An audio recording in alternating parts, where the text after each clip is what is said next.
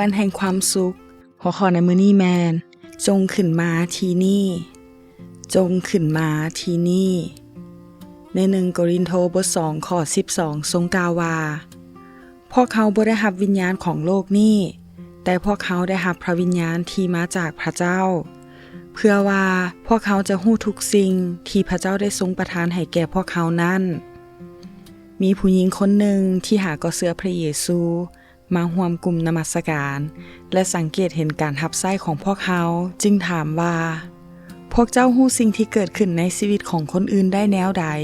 ทั้งที่คนนั้นยังบ่ได้เว้าออกมาเลยและรู้ได้แนวใดว่าจะให้พระคัมภีร์ข้อใดเพราะมีหลายข้อแล้วทุกอย่างที่เฮ็ดก็ถูกและเป็นแบบนั้นแท้เราฉลาดคิดและฉลาดเว้าผู้ที่สามารถรู้และเข้าใจเรื่องฝ่ายวิญญาณได้นั้นจะต้องได้รับการสำแดงและเปิดเผยจากพระวิญญาณบริสุทธิ์เท่านั้นในพระนิมิตบทที่4ข้อ1ถึง2กล่าวถึงอัครสาวกโยฮันได้รับการทรงนำจากพระวิญญาณให้ไปสวรรค์จงขึ้นมาที่นี่โยฮันถูกเอิ้นและนำโดยเทวดาให้เข้าไปในสวรรค์จงขึ้นมาที่นี่และเขาจะสำแดงให้เจ้าเห็นเหตุการณ์ที่ต้องเกิดขึ้นในภายหน้าผู้ที่สนใจแต่เรื่องของทางโลกและหักสิ่งต่างๆของโลกนี้จะบ่มีวันเข้าใจเรื่องฝ่ายวิญญาณได้เลยแต่ผู้ที่บังเกิดใหม่ในพระเจ้าจะขึ้นไปถึงนั้นได้ผู้ที่ยังบ่เชื่อคำสอนในพระคัมภีร์จะเชื่อในเรื่องวิญญาณและสวรรค์ได้แนวใด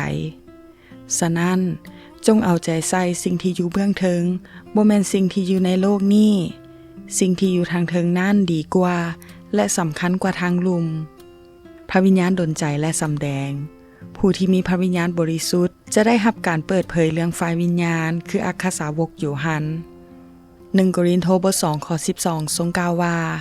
พวกเขาบ่ได้รับวิญญาณของโลกนี้แต่พวกเขาได้รับพระวิญญาณที่มาจากพระเจ้าเพื่อว่าพวกเขาจะรู้ทุกสิ่งที่พระเจ้าได้ทรงโปรดประทานให้แก่พวกเขานั้นท่านรู้แล้วบ่แม่นบ่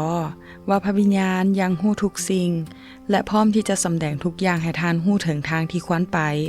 รวมทั้งใช้ชีวิตในฐานะที่เป็นคนของพระเจ้าด้วย